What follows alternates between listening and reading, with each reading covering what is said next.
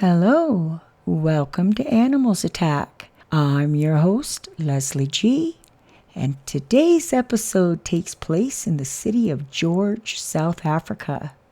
It's in between Cape Town and Port Elizabeth, and it boasts beautiful beaches, and the Indian Ocean is just to the south, and the Outaniqua Mountains are to the north. Tourism and the timber industry are the most common ways to earn a living. George is within a few miles of where the Atlantic and the Indian Oceans meet. The wilds of Africa, snakes, lions, hippos, crocodiles, and many other animals can be found within hours of George, South Africa. There is a lot of history that dates back to the 1700s and has many historical landmarks to this day. This is a beautiful place to live and to visit. Today's animal attack was sent in by a listener who goes by the name of Shane.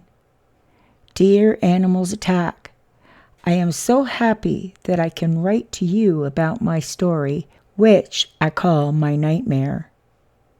In 1983, I was left a beautiful parcel of land that once belonged to my grandfather. There was a small cabin on it that was vacant for some time. So I decided to stay there while I had a more permanent home built for my wife and child on the same land. My wife and son stayed in a home in Cape Town that belonged to her family because the city of George is just so beautiful with lush greenery and tall hills and mountains and beautiful beaches on the Indian Ocean. It was our dream to build a home large enough so that we could have a bed and breakfast, and to also offer a couple of cabins to rent as well. Our property had a beautiful view of the Indian Ocean and the mountains, and we wanted to take advantage of the tourist region. At one point, my then 6-year-old son, Ronald, came to stay with me to give my wife a little bit of a break.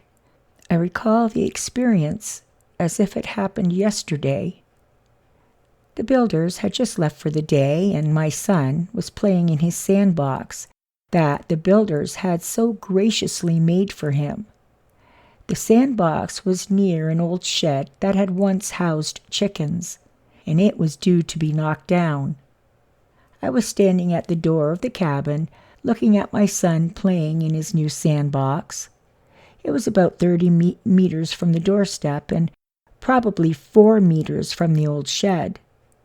I cannot believe I even saw this, but out of the corner of my eye, I saw a snake pop its head up out of the tall grass beside the shed. I had never seen this kind of thing before, but I immediately knew it was a black mamba, a snake we all feared because it's capable of living anywhere. Nothing is safe from it. The smell of puppies and kittens being born can call in one or many mambas. So I have learned. So I was standing there and I saw the snake pop its head up above the grass, and it is looking directly at my son. Its head is swaying slightly, so I knew it was moving forward a little. I screamed for Ronald to come quick, because I didn't want him knowing I was terrified. Now, he's only 6 at the time, so he wasn't being quick to move. I saw the snake lower its head, and I ran. I got to my son, and I picked him up, and I looked over towards where the snake had just been. I breathed a sigh of relief that an emergency had been averted, until I saw the snake rise up above the foot-tall weeds again, and it looked right at me holding my son. Oh my God, it is coming for my son, I thought. But why? It couldn't eat a 6-year-old child, and it certainly couldn't eat me holding my 6-year-old son. Then another nightmare began. The snake started coming at us with its head held high above the grass. It was very fast, and once I realized what was truly happening, I turned and ran, not planning on the railroad tie that the builders had put around the sandbox. I tripped and I slid to a stop on top of my now crying son. I jumped up and grabbed my son. I scanned the area, hoping that I would sigh with relief, but that wasn't the case. The snake was now only approximately 4 meters away and still coming at us very quickly. I got us into the cabin and slammed the door. I couldn't believe what just happened. I was shaking like a leaf, and my son was crying and wanting his mother. I couldn't blame him. I wanted his mother as well. After a while, we both settled down. I asked my son if he wanted to go down to the beach to play in the real sand, and he smiled brightly. I was kind of nervous, so I opened the door and I looked both ways. I didn't see anything, so I held my hand open and Ronnie and I went out. Ronnie yelled, "Daddy, the snake's back again." And I looked behind, and the snake was coming towards us at an amazing speed. We ran, and I put Ronnie on the hood as I fiddled to get into the car. Sure enough, we got in the car, and I locked the doors. Why, I don't know, but why was a snake still coming for us like this? I knew they were highly venomous, but this was showing a strange kind of intelligence. So we went to the beach as planned, and I was beyond worried at this point and thinking I should just drive to Cape Town to where our home was with my wife for the night. I was that worried for my son's sake. I began a conversation with a man who was clearly on holidays with his family, and I began to tell him what had happened with the snake. He laughed and he shook his head.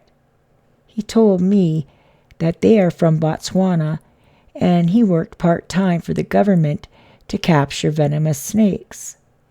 I asked what his fee was, and he said, "Brother, I would be honored to do it for you for free." When I insisted, he said, "Okay, I'll come and stay in one of your cabins for a little discount." That in itself is a story, and I'll tell it at the end.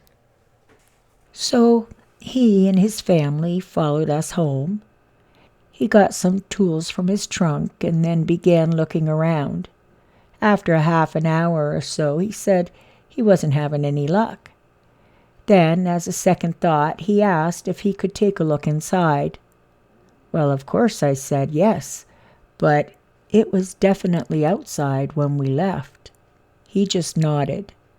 He said it would probably be best to put my son back in the car, and for me to just stand outside or sit in the car as well. I hadn't even cleared the threshold, and he said, "I found it." It was coiled under my bed. He pulled it out with a long pole with a hook on the end.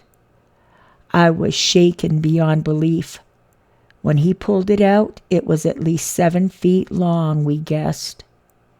He said he believed the snake most definitely would have bitten me or my son, or even quite possibly both of us. He said that although most snakes will avoid humans and run away, occasionally a mamba will resist that urge and chase a person to bite them. He didn't know the answers why. So that's the end of my Mamba story. I hope you enjoyed it. Signed, Shane. P.S.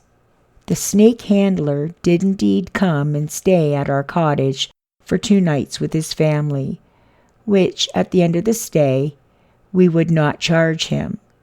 We argued and argued back and forth, and finally he thanked us from the bottom of his heart for his beautiful stay. When we went to clean his room, we found that he had left double the fee. And that is just the way that people are in South Africa. And that is the end of that story.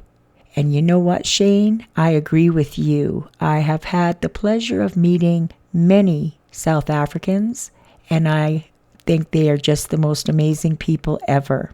Okay, guys, well, I think that's going to be it. I hope you enjoyed the story. Don't forget to hit the thumbs up, hit the bell for notifications, and subscribe. And if you have an animals attack story, please send it in and I'll read it on the channel.